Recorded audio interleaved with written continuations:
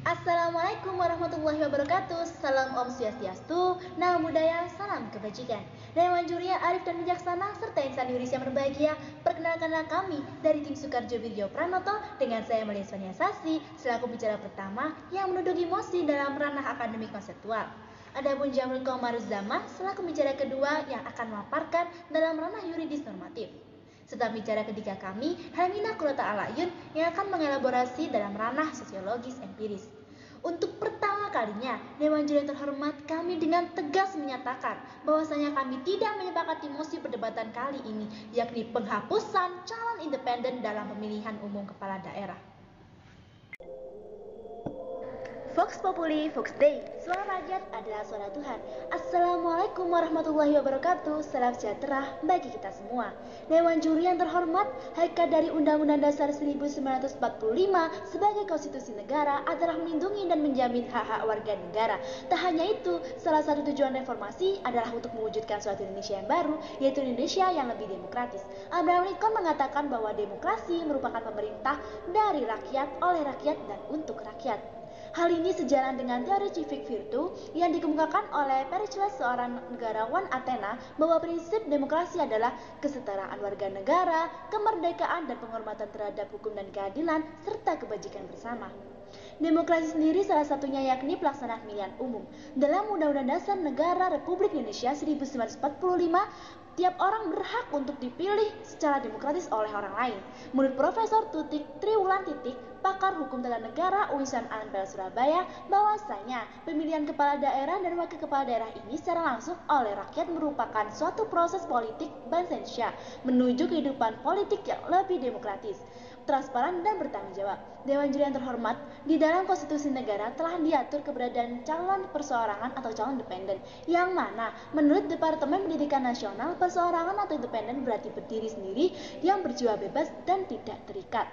Hal ini sesuai dengan pendapat John Rawls, di mana konsep keadilan sosial dikandung filosofi negara Indonesia merupakan prinsip yang secara inherent harus ada dalam penyelenggaraan pemilu, dalam arti bahwa keadilan pemilu akan berwujud dalam suatu aturan atau kebijakan yang diterapkan menurut prinsip-prinsip keadilan sebagai fairness yang juga bersesuaian dengan prinsip keadilan sosial yang terkandung dalam sila kelima Pancasila.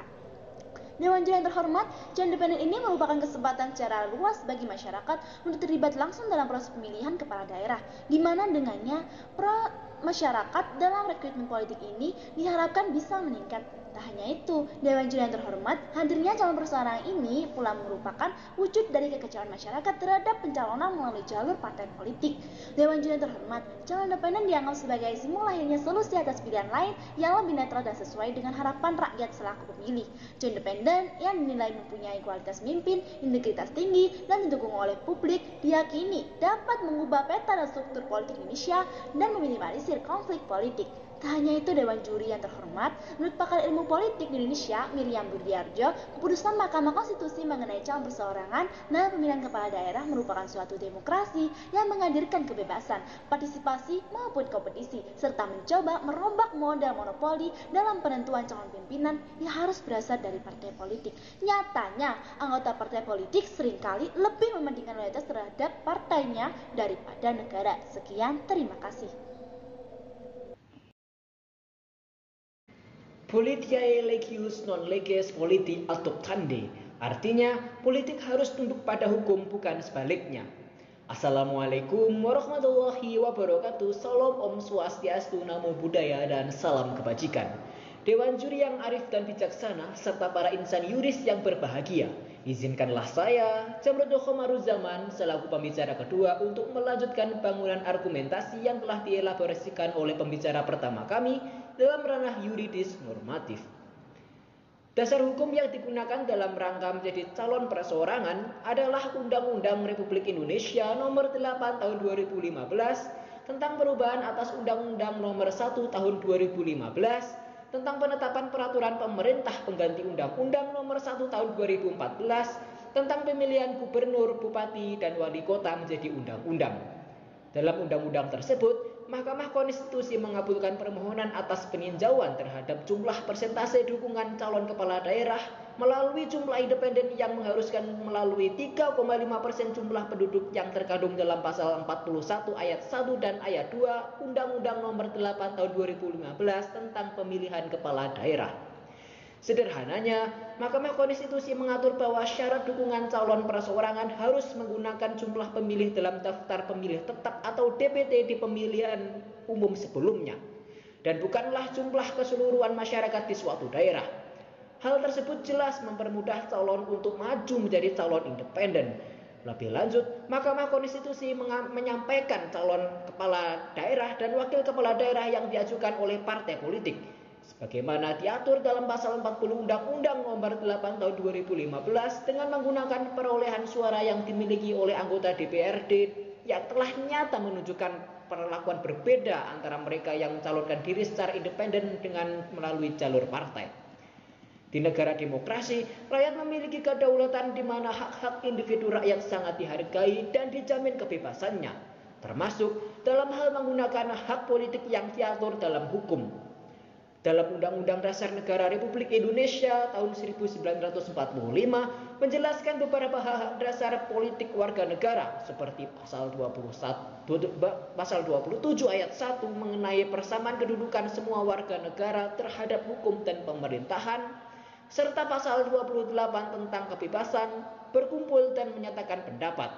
Secara ringkas, dapat dikatakan bahwa hak-hak politik masyarakat Indonesia yang dijamin oleh Undang-Undang Dasar Negara Republik Indonesia tahun 1945, yaitu hak membentuk dan memasuki organisasi politik ataupun organisasi lain yang dalam waktu tertentu melibatkan diri ke dalam aktivitas politik, hak untuk berkumpul, hak untuk berserikat, hak untuk menyampaikan pandangan, hak untuk menyampaikan pikiran tentang politik, hak untuk menduduki jabatan politik dalam pemerintahan, dan hak untuk memilih dalam pemilihan umum. Semua direalisasikan secara murni melalui partisipasi politik. Rakyat memegang kendali dalam menentukan apakah suatu partai politik dapat dijadikan panutan atau malah ditinggalkan. Rakyat memiliki kebebasan dalam menentukan sikap terhadap partai yang ada. Hal ini bahwa suatu tatanan masyarakat, khususnya masyarakat demokratis, memiliki kebebasan dan tanggung jawab atas dirinya sendiri dalam pergaulan yang demokratis. Dalam pergaulan tersebut, kebebasan individu hanya boleh dibatasi oleh kebebasan yang lainnya. Dengan kebebasannya, rakyatlah yang akhirnya menjadi aktor dalam penentu terjadinya deparpolisasi partai politik. Sehingga dampaknya banyak partai peserta pemilu yang malah tidak mendapatkan suara dan akhirnya hanya menjadi partai gurem semata. Ketidakpercayaan akan calon yang berasal dari partai politik kini menjadi menemui jalan tengah, yakni dengan hadirnya calon independen. Calon independen dapat dianggap sebagai simbol lahirnya solusi atau alternatif atas pilihan lain yang lebih netral dan diharapkan sesuai dengan harapan rakyat selaku pemilih. Calon independen dinilai mempunyai kualitas pemimpin, integritas tinggi, dan didukung oleh publik yang mana dapat mengubah peta dan struktur politik Indonesia seperti pemuka agama dan tokoh masyarakat yang dianggap karismatik dan memiliki pengaruh tepat maju menjadi calon kepala daerah. Muncul pula anggapan calon independen akan meminimalisir konflik politik, di mana bukan hal yang mustahil mengingat pendidikan politik masyarakat sudah baik. Sebab dalam pilkada kelak akan lahir pilihan-pilihan yang rasional dari alternatif pilihan yang beragam. Maka dari itu, Dewan Juri yang terhormat, sekali lagi saya menegaskan bahwasannya kami benar-benar tidak setuju akan adanya penghapusan calon independen dalam pemilihan kepala daerah. Salus Populi Suprema Lex, kemakmuran dan kesejahteraan rakyat adalah hukum tertinggi pada suatu negara. Assalamualaikum warahmatullahi wabarakatuh. Salam Om Swastiastu, Namo Buddhaya, salam kebajikan. Dewan Juri yang arif dan bijaksana, serta para insan yuris yang berbahagia, izinkanlah saya, Haimina Kuraim selaku bicara ketiga, untuk melanjutkan bangunan argumentasi yang telah dielaborasikan oleh bicara pertama dan kedua kami dalam ranah sosial empiris. Dewan Juri yang terhormat, posisi ketidaksepakatan kami terhadap posisi perdebatan kali ini telah sangat jelas disampaikan bicara pertama dan kedua kami, yang mana sejatinya kami dengan jelas tidak menyetujui akan adanya penghapusan calon independen dalam pemilihan umum kepala daerah. Dewan Juri yang terhormat, pembentukan jalur calon independen dalam pemilihan kepala daerah sudah merupakan keputusan yang bijak Hal tersebut dikarenakan penyediaan jalur kepada calon independen ini mampu memenuhi 5 kriteria demokrasi sebagai sebuah ide politik dan bagaimana suatu pemerintahan disebut demokratis yang dikemukakan oleh Robert Dahl dan Miriam Budiarjo, di mana pertama, berjalannya pemerintahan suatu negara berdasarkan atas hukum yang ditegakkan, di mana dalam hal ini adalah pemenuhan terhadap hak asasi manusia dalam kesetaraan di hadapan hukum. Yang kedua, berjalannya pemerintahan dalam kontrol yang nyata dari masyarakat, di mana dalam hal ini terlihat dengan dibolehkannya calon independen sebagai sarana bagi masyarakat untuk berpartisipasi dalam politik. Yang ketiga, adanya pemilihan umum yang bebas, berkala, dan memungkinkan masyarakat untuk ikut memilih dan dipilih. Yang keempat, adanya prinsip mayoritas, yaitu disahkannya pengambilan secara mufakat bila dalam pemilihan tidak tercapai dengan suara terbanyak. Yang kelima, ada jaminan terhadap hak-hak demokratis masyarakat sipil, baik dalam bidang politik, ekonomi, sosial, serta budaya. Dewan juri yang terhormat, izinkanlah saya bertegas kembali bahwasanya pembukaan jalur calon independen adalah jalan tengah dari permasalahan terhadap ketidakpercayaan akan calon yang berasal dari partai politik. Pernyataan tersebut disantarkan pada 4 kondisi yang tengah terjadi saat ini Dewan juri yang terhormat. Yang pertama, melemahnya partai politik.